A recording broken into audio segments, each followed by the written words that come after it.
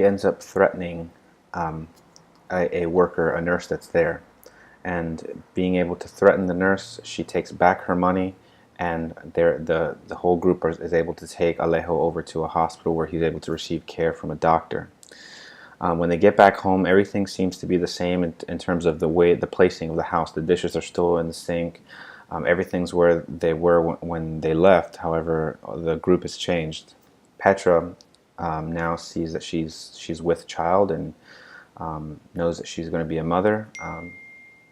Perfecto knows that he's going to have to be a father to this child, but sort of recoils at the responsibility. Even though Petra never tells Perfecto like that he's actually the father, he kind of knows sort of that's what's going on. Estrella finds that she wants to go to the barn where she feels actually the safest, and the story ends off with her sort of looking into the stars. And of course, Estrella means star, so there's a sort of symbolic nature of that. And the two themes that I think that are most prevalent in this novel are, first off, the sort of Chicana feminism, which is a feminism that is built around women who sort of save themselves from the labor market.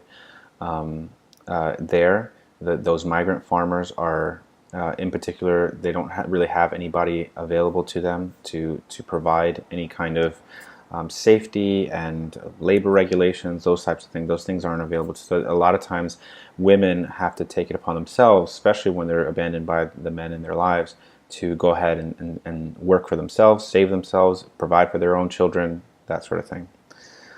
Another major theme is the way in which labor actually provides destruction to the body. And so there's a sort of symbolic nature of the fruit that is sort of rotting and is bruised, as it's sort of a symbol of the way in which our bodies get bruised after labor, after intense labor.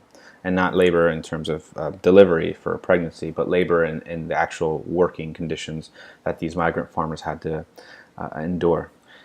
In some instructional approaches I would take is probably pairing this up with a book like A Wrinkle in Time, for instance, which seems to be somewhat opposite, but I think that there's something similar in the way in which the women actually fend for themselves, and they sort of face these challenges that they have to experience by themselves. They have to learn and overcome them.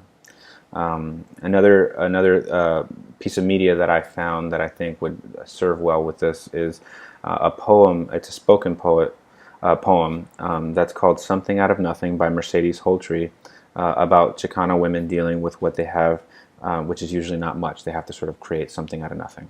Okay, thank you. Have a nice day.